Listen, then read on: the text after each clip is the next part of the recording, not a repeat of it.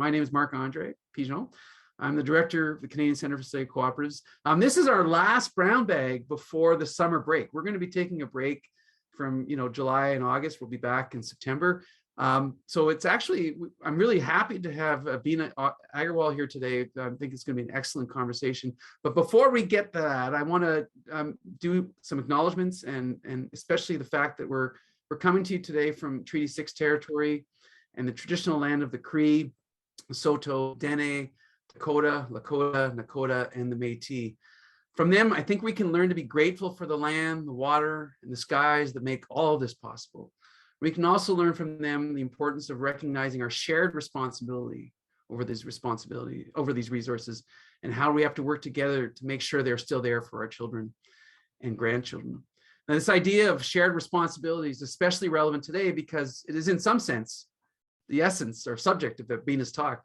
She'll be guiding us in the discussion of her research around group farming practices, especially amongst poor women, and whether these farm practices can bring gains to farmers. But before we hear from Bina, a quick word on our brown bag series, how this works. These conversations are structured around chats with invited guests and then a kind of conversation amongst the attendees. So we do these breakouts where we encourage dialogue and networking, basically. So the way it's going to work is Bina's going to share an overview of her research, 15 to 20 minutes, roughly. Then Bina and I are going to have a short conversation, 10 minutes or so. We'll do a breakout for about 15 minutes, then we'll regroup and close things off. So I've already given you a little bit of a flavor of Bina's work, but I really haven't introduced her properly, and she'll elaborate on the topic theme. But Dr. Agarwal is a professor of development economics and environment at the University of Manchester and an award-winning author who's written extensively on land and livelihoods, environment and development, poverty and inequality, and agricultural cooperatives, especially from a gender perspective. She's held distinguished positions at many universities, including Cambridge, Harvard, Princeton, Michigan, and Minnesota. Her award-winning book, A Field of One's Own, Gender and Land Rights in South Asia, pioneered the importance of women owning land. It had a strong impact on the thinking of governments, NGOs, and international agencies, and catalyzed a global call for action to promote women's land rights, including in the Sustainable Development Goals. Now, this kind of career path would be the envy of just about any academic, but I cannot help but add that Bina is also a delightful person and a conversationalist, full of engaging stories about her research, travel, and origins. And I think is fearless in her willingness to challenge conventional opinions about the way things are. I know I've had great chats learning about her past at Cambridge University, for example. I think everyone here is in for a treat today. And so with that, I'm going to turn things over to Bina and a very sincere and happy welcome to you, Bina. Well, thank you, Marc-Andre, for that really amazing introduction. As I said, I'm not sure I live up to it, but I hope you'll have an interesting conversation. And I particularly thank you for your warm hospitality, and also Stan you for amazing logistical support. And I thank all the staff who I can't name today, who've helped me here and in the library and so on. So it's been quite an incredible stay for me. So let me share my PPT, and then we'll move from there. So I think you can all see it. Yes. We can see it, Bina. If you can go to perfect where you need to be. Yeah. I'm going to cooperatives and cooperation straightforward. Now, what we do know is, just let me get this. So when someone mentions the word cooperative, we think we know exactly what they mean. But do we? So let's consider agricultural cooperatives. Globally, there are many types of agricultural cooperatives. They are set up for different purposes. You can have service cooperatives for credit, for input purchase, for marketing, or machine sharing. And then you can have production cooperatives, which integrate many of these functions. We also know that cooperatives can vary by the level of cooperation involved, can have single purpose to fully integrated. I'll elaborate on that shortly. And different countries and provinces within countries can have different rules and laws that determine how a cooperative would work when formally registered. But cooperation does not require being in a formal cooperative. In fact, mutual aid among neighbors for agricultural operations was common across many societies, whether we take India or Africa, Ireland or Canada, at least up to the 1960s. And in some regions, this still continues. So when we talk about cooperatives, we can't assume a single understanding. Now, I have been working on agricultural cooperatives for about 10 years, both conceptually and empirically. And empirically, I've examined group farming in India, France, Romania, and now I'm exploring it in the UK and Canada. So today, I will focus on the varied forms, functions, and outcomes of cooperatives, historically, and how they function historically and regionally, and then briefly share my results for India. So, sorry, this is, there's a bit of a, yeah. So here's a typology of levels of and nature of cooperation.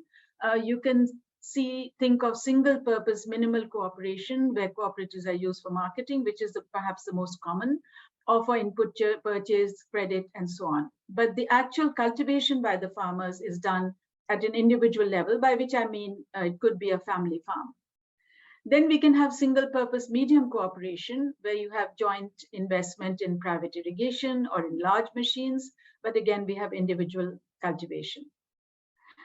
You can even have multi-purpose cooperation, so people can cooperate in terms of crop planning across ecological zones. And along with that, you can have input purchase, output sale. But again, I mentioned again, individual cultivation. It's called fully integrated cooperation, which is group farming, where you pool your land, labor, capital, and you cultivate jointly, you market jointly, and you share costs and profits together. Now, these are some pictures in India of different levels of cooperation, but I'm sure you could create a similar set of typologies for other countries. So this is milk marketing, which is Amul Dairy. It's quite old, and it has 3.6 million poor members, particularly women. This is medium level, where you have ecological zone planning. This is an NGO called Pradhan, which has been doing this. And then you have the fully integrated group farming in Kerala and other states, which I will talk much more about. Historically, we know that that what we called group farming, in fact, or fully integrated cooperation, has been tried in many regions.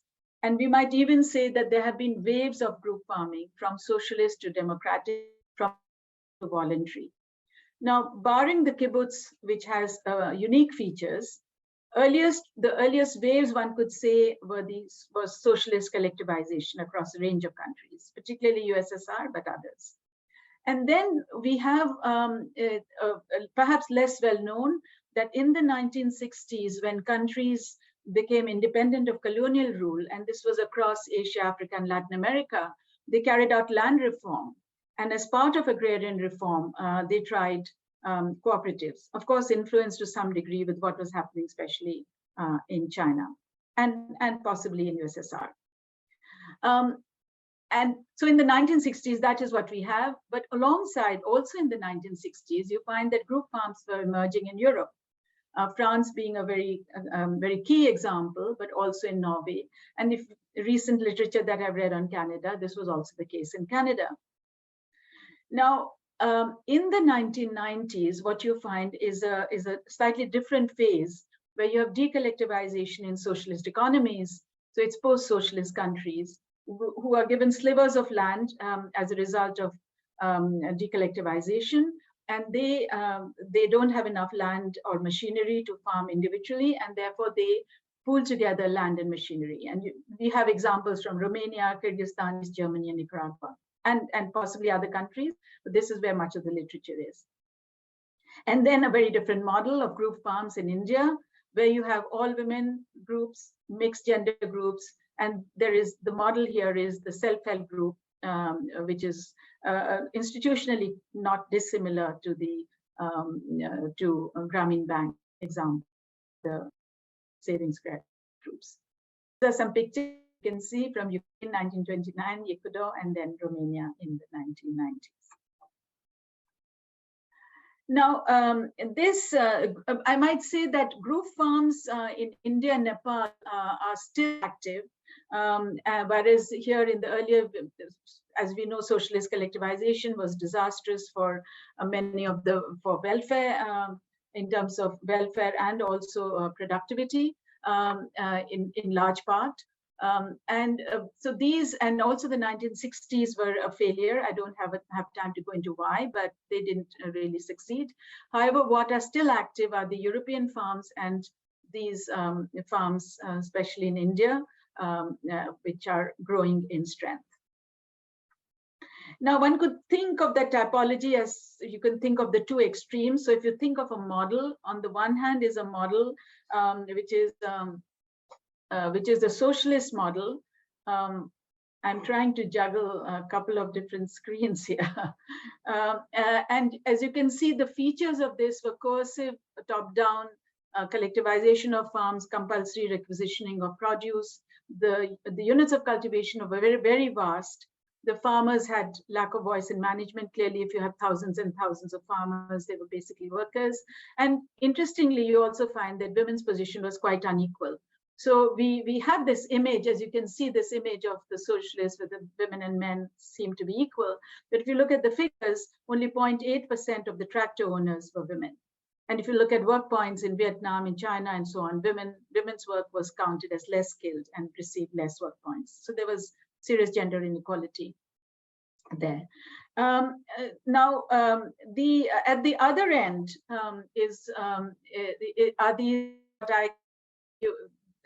a very different model, different principles, if you like, where you have a voluntariness, small size, the economic homogeneity and social sort of heterogeneity.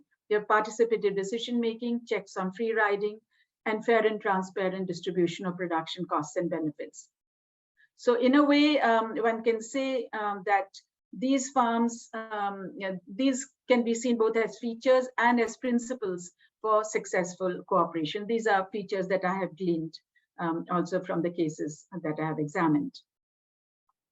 Now, I also know that you have important principles at the center.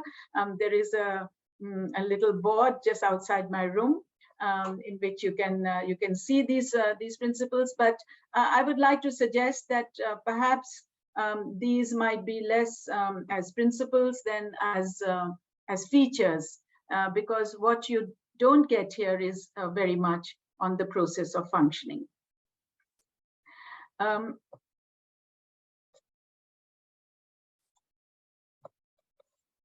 Now you might say, okay, well, what are the advantages of group farming? The advantages can potentially be several. You have greater access to land. You can have economies of scale, especially if you're very small farmers. You can save on hired labor.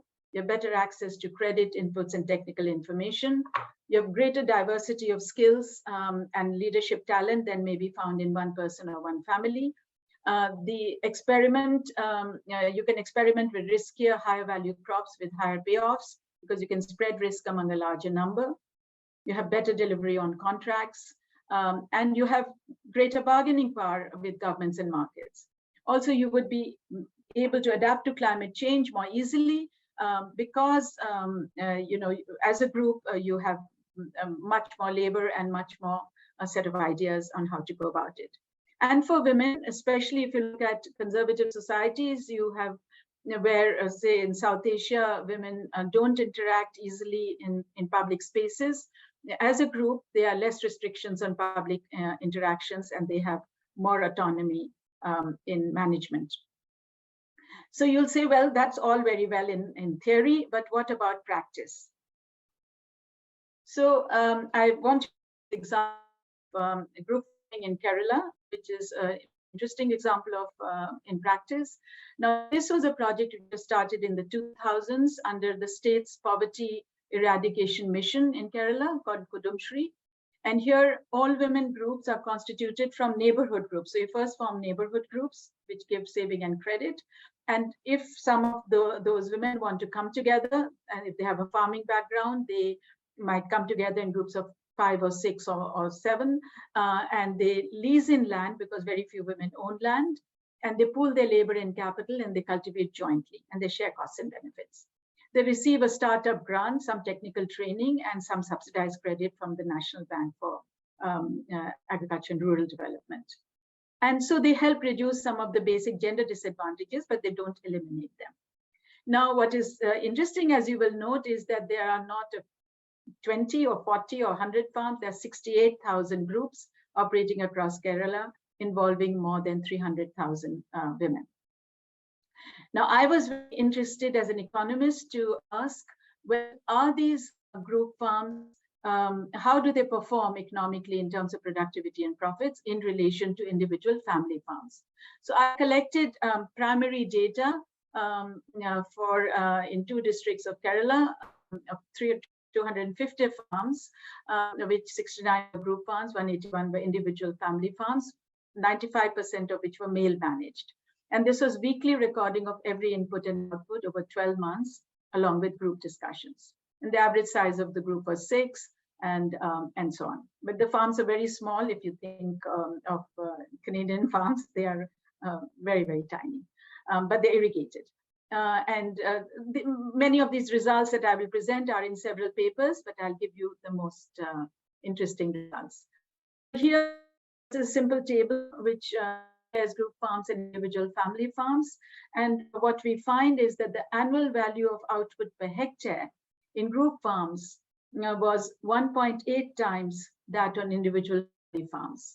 And the net returns per farm was 5 times greater in group farms. So this is very substantial. They particularly did well in banana cultivation, which is a niche crop.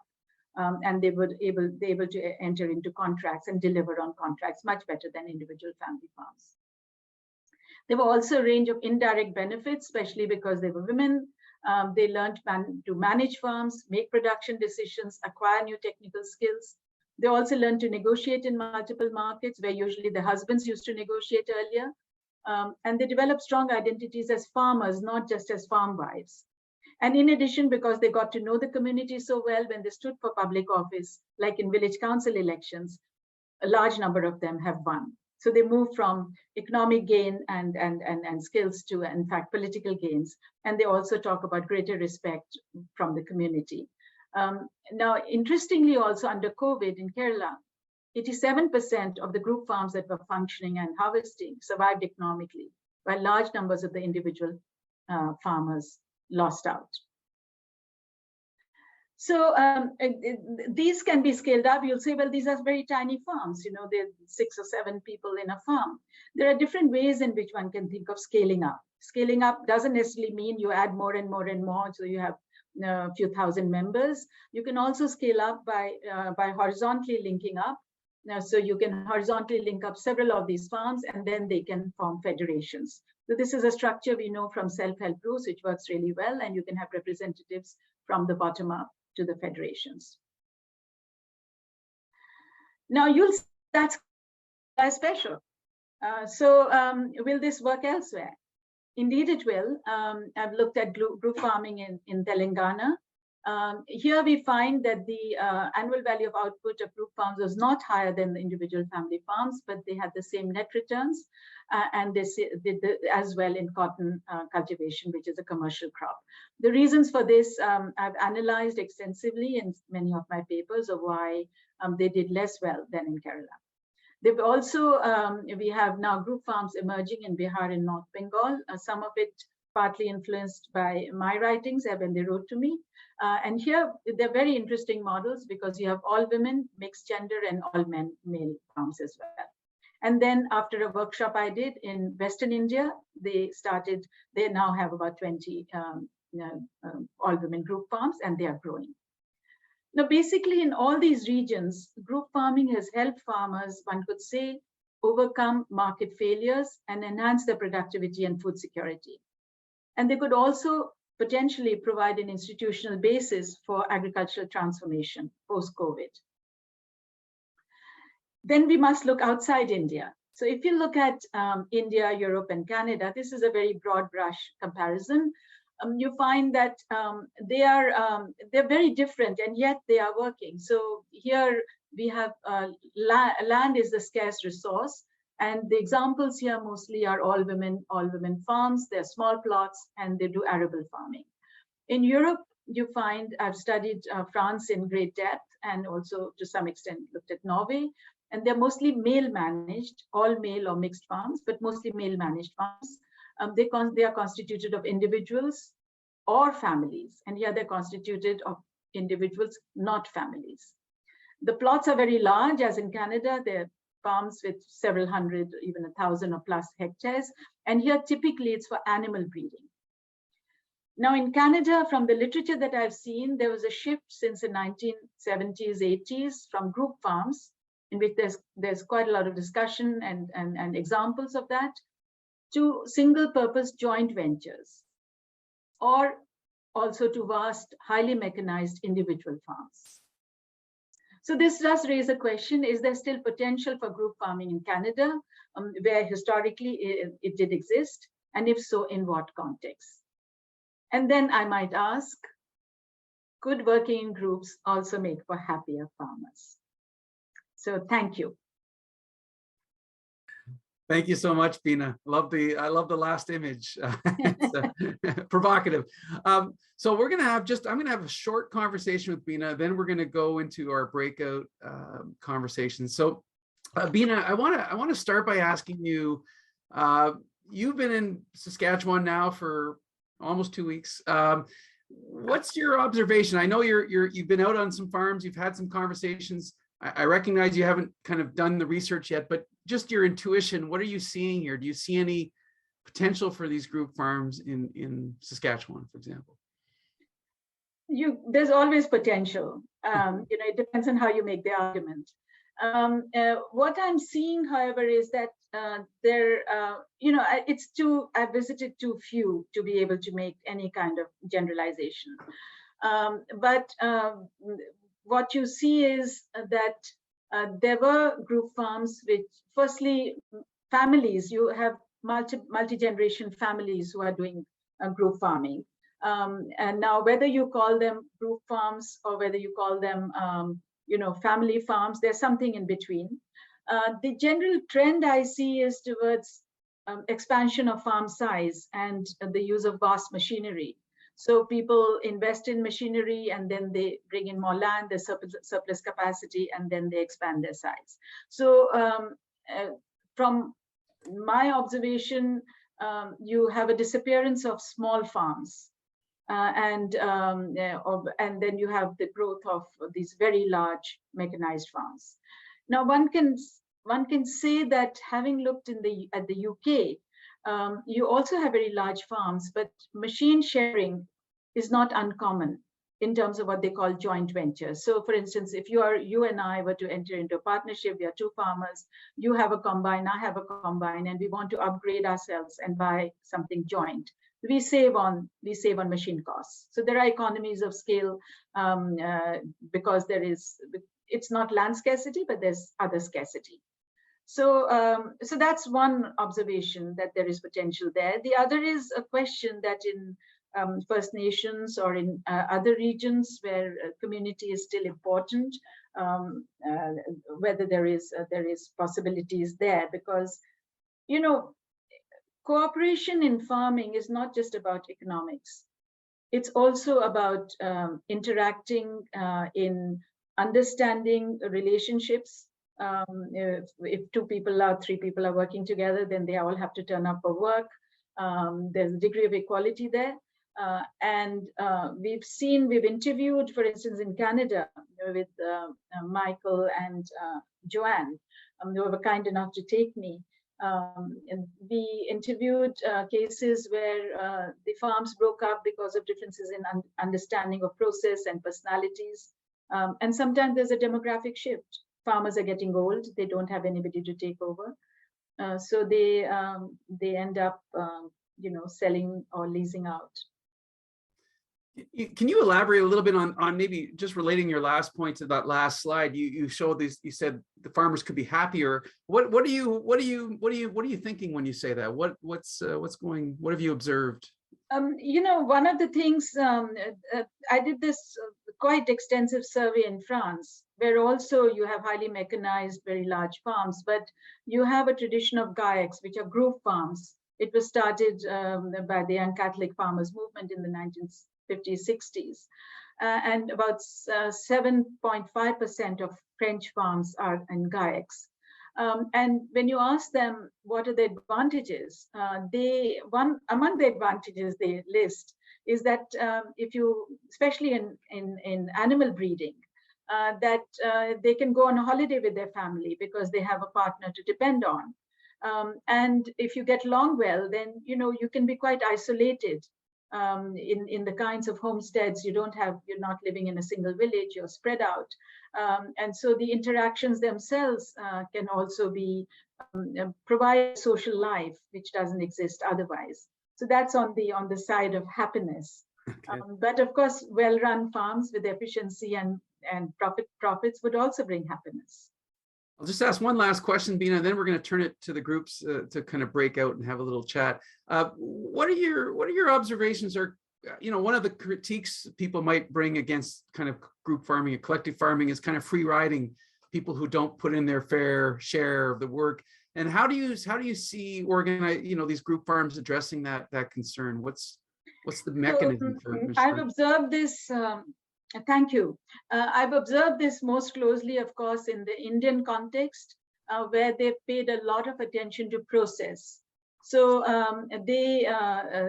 because they live in the same neighborhood, if somebody doesn't turn up for work, they have a list of penalties. So for instance, if somebody doesn't turn up for work, they could either send another family member to substitute for them, or they could give a fine, which would be enough to hire labor at the existing wage rate. But also, if somebody doesn't turn up because they're ill or they have other responsibilities, they can put in that labor at a later point in time. Now, that is possible to monitor simply because it is, you're living you can't get away from your neighbor. And they are quite densely populated villages, right. Quite right. Like I can't get away from you, you're 2 doors down the office. But in France, they have some training. The agricultural department, actually, if you want to set up a GAEC, talks to you about process for 2 or 3 days. It's like counseling. And sometimes when conflicts become quite severe, there are also private people who provide counseling for money. Now, sometimes it works, and at other times, I've talked to some of those counselors in France, and they said that sometimes it's gone, the relationships haven't worked out well, and they enable them to have a less acrimonious divorce, if you like, so that they can continue to be neighbors without not talking to each other. So I think people tend to go into joint ventures without recognizing that you also have to get along with each other. I might add one more thing, that in France, when they admit new members who are non-family members, they come in as apprentices. A young farmer may come in as an apprentice, work with them for 6 months, and it's only after they get to know the person and feel it's going to work out that they talk about a partnership. And this is shifting across generations, for instance. Fascinating, Bina. Thank you so much. There's so many more questions I could ask, but I want to now do a breakout and allow people to have a chance to chat about some of the things you've shared with us. And we're gonna divide the groups into 3 people. And if you don't know the people in your group, you should probably do some introductions. Who are you? Where are you from? Who do you work for? That kind of thing. And then I'd like you to kind of engage with the question that we've come up with for these breakouts. So. And the question is, Stan's going to post this in the chat, but the question is, do you think that group farming can work in Saskatchewan, in Canada? And if so, why and where? If not, why not? And as a bonus question, if you've had experience or know of a group farm, please share that with the people in your breakout group. We'd love to hear about that. And maybe share it back with us when we resume the conversation in the plenary form. So again, the question is, do you think this can work? We're just asking for your impressionistic sense. We know you're not experts in this necessarily, although some of you are. And can it work? If so, where? If not, why not? and share a little bit about yourself. So I'm going to ask Stan to break us out into groups of 3, and we'll regroup in about 10 minutes. Welcome back, everyone. We were in the throes of a very good conversation, and the clock kicked us out. Murray, you had some good thoughts that you were just sharing, and this is the part where we can actually open it up to conversation for people to ask general questions. So I don't know, Murray, maybe I'll tag you to just kick us off, because you were in the midst of our conversation. Yeah. So we were just talking about the possibility of group farming, and I think particularly moving to that stage where you pool land and kind of make decisions collectively.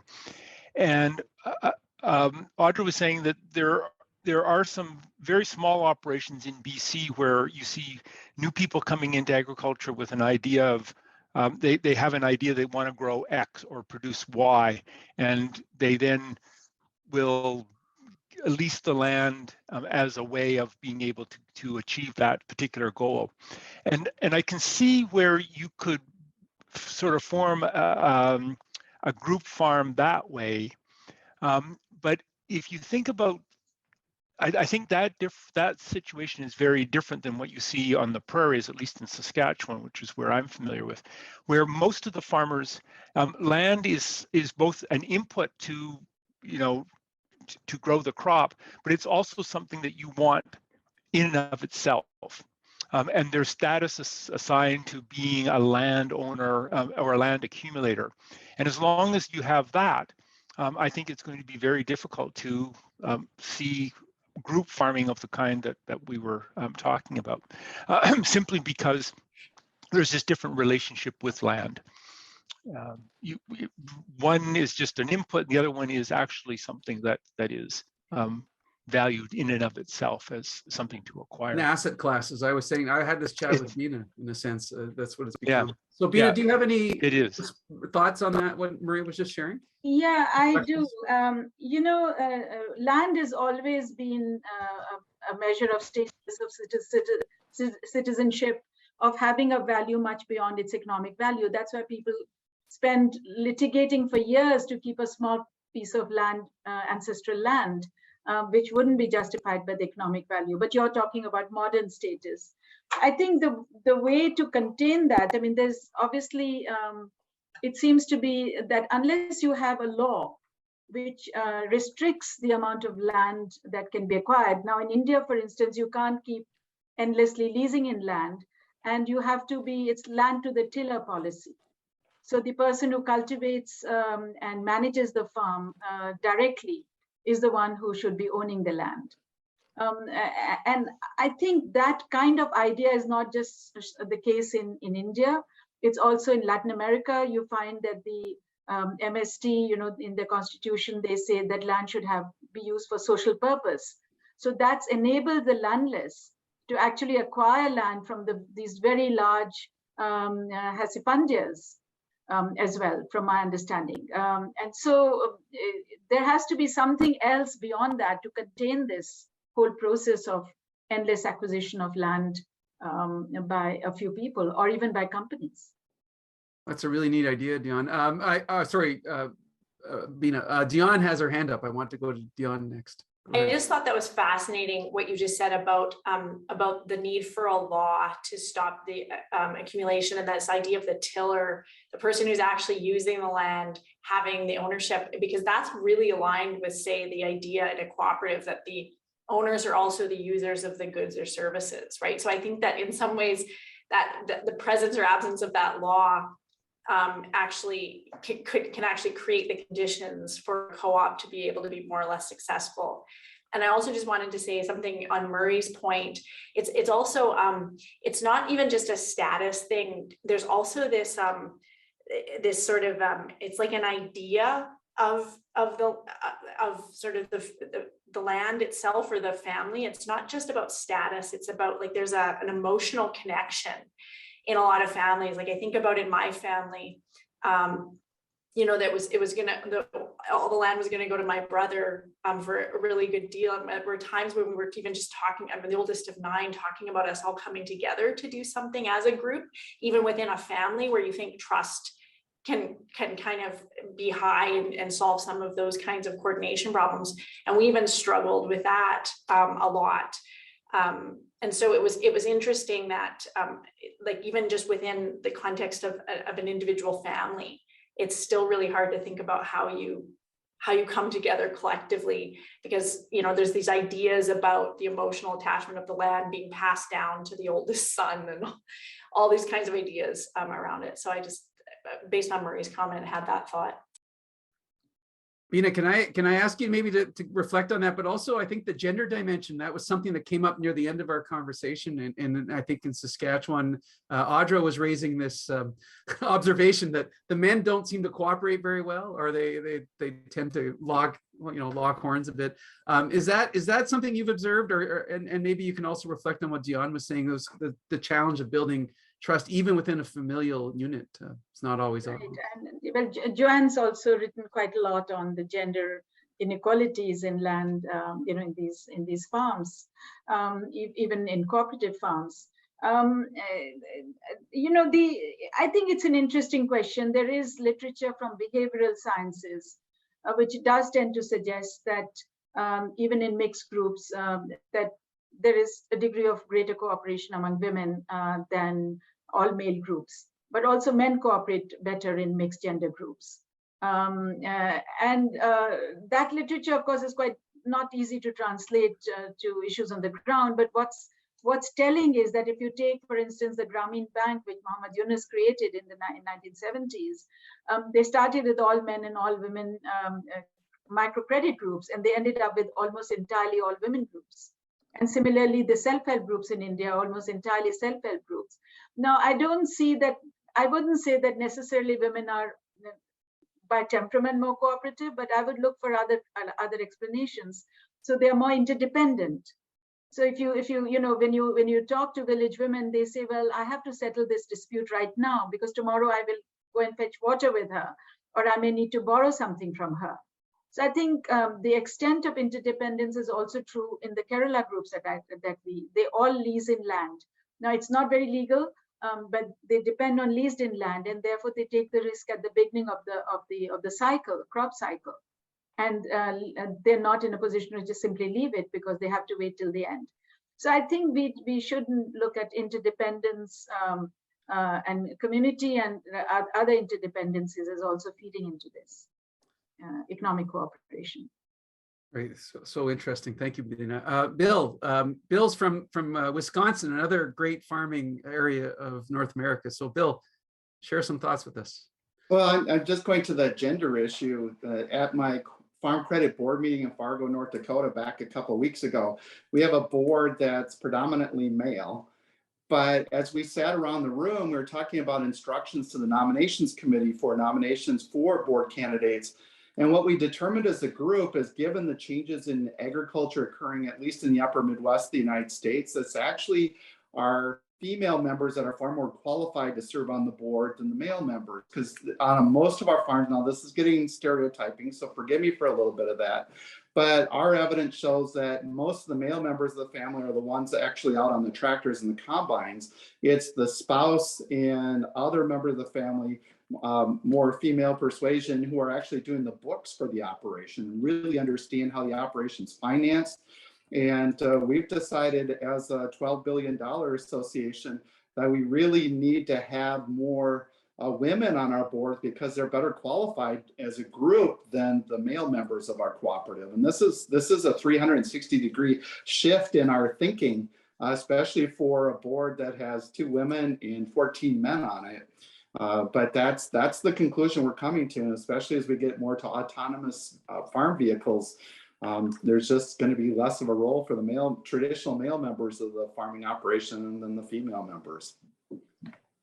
So hopefully I didn't raise too much controversy in those comments. No, Bina wants to respond. Go ahead, Bina. No, I wanted to bring in another point which came out in our breakout groups, which Bill mentioned towards the end of that breakout group. He said that perhaps there is something in the way we deal with credit agencies, which disable the formation of groups because their credit is directed at individuals. And I wanted to bring an insight from the Indian context, where in fact the National Bank for Agriculture and Rural Development proactively gives subsidies only if you come as a group. So if you form they're called joint liability groups. So suppose you have a saving and credit and you work as a group for 6 months, you can in farming, and then you can apply for subsidized credit as a group to the bank. So in a way, you are creating an institutional form, which is a precondition, which is a group form, which is a precondition for getting subsidized credit, and that I think pushes people in a particular direction as well, and that's something to think about in other contexts. I mean, the interesting thing is that Bill's on a board of an organization that actually has some power to put something like that into play. Any other questions for Bina or comments? Go ahead, Dion. Bina, you just briefly mentioned this in your presentation about how it kind of reduces but doesn't eliminate the gender disadvantage. Do you know of any research that's shown specifically related to gender inequality, how these group farms have maybe done something towards it, like anything on like earnings gaps or any? I mean, it might be it's probably more difficult to collect this kind of data in those contexts, but do you know of anything that's looked at that? Yeah, well, all my Kerala and Andhra research is precisely part of that, because the group farms are all women group farms, and the family farms are 95% male managed, and so then we'd also the reason, so there's actually a vast literature on the kinds of structural disadvantages women face in dealing with all kinds of markets, land markets, because very few women own land. I've written extensively on that, on the gender gaps in ownership of agricultural land. In fact, only 11% of agricultural land, in a very recent paper, 21 paper, I found across 9 states, only 11% of agricultural land was owned by women, which is shocking given that the inheritance law is now gender equal, at least for 82% of the population. So the inequalities arise because the men who cultivate own the land. And so there aren't any transaction costs there. Whereas for women, they have to go to multiple people to try and negotiate to get small plots of land, which are not always contiguous either. So you have to have an expanded social capital base to be able to find people who are willing to lease you land. And that is why I tweaked one of the principles. The collective action theory tends to say that the more homogeneous the group is, the better it works. But in fact, you need social heterogeneity, because you need that social capital to be able to access and know people. It's very interesting. We were interviewing a farmer even here, just 2 days ago. And when he was explaining from how he got the land, it was through a vast network of people he knew, a cousin of somebody you sit in a pub with, and so social networks matter. And if your social networks are disadvantaged, then you're structurally disadvantaged as well. And so working as a group, they've learned to manage separately from the family, and that's a great skill that they've acquired. And so it hasn't removed all the structural disadvantages, because they're much more widespread socially and otherwise, but it has given them somewhat level playing field. I don't know if it answers your question, but that's broadly. There's quite a lot of work. I'm happy to share. I'm going to send you an email and ask you to send me a bunch of those papers. You two have to go for lunch. That's the other recommendation. So Bina, just maybe one question to wrap up, and I'm kind of curious. It relates to what you were just saying. How did these ideas get seeded for the group farming, say in Kerala? Where did the impetus come from? Was it kind of an emergent property of the women because of these policy incentives, or was it something else? Or did the policy incentives, like the lending idea, that all come after? You know, what was the chicken and egg story here? So actually, and Kevin, I think, will be particularly interested in this.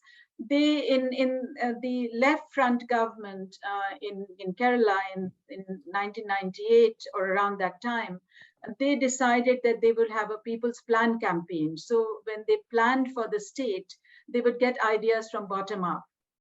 And so they involved academics, they involved communities. There were a lot of discussion across communities as to what they should be doing.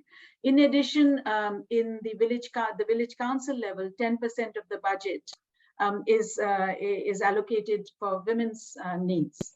And they were also looking for ideas. So in one of the papers, I described this process in detail. And when I talked to some of the people involved in the planning process, they said that there was fallow land lying vacant, and some of the village women said, why can't we cultivate that? And we'll cultivate that as a group. And they'd been doing that informally, and they brought these ideas, and those were scaled up because they said, well, this is a very interesting and good idea. You can build on a pre-existing model of self-help groups, which is the savings and credit groups, and we can transform it into saying that it's not just savings and credit, they can set up economic enterprises, of which, given that so many women are in agriculture, farming together became an important outlet. So you would say it's the fact that you interact. The embryo of the idea came from bottom up, but then the actual structuring of it, how they should operate, that it should be heterogeneous groups. Those were things that were discussed at length and brought into as design principles. Right. Well, thank you so much, Bina. This was fascinating conversation. And I have the benefit of having another conversation with you right after this. But I want to, on behalf of people who've attended and are going to watch this afterwards, thank you so much for an engaging presentation. I think there's so much to nourish our thinking here. And we're grateful for your presence in Saskatchewan. Thank you. Thank you. And I leave on an optimistic note on these new entrants of organic farmers with different values. Thanks very much, Bina. Have a good day, everyone. Okay. Thank you, everybody, for being here.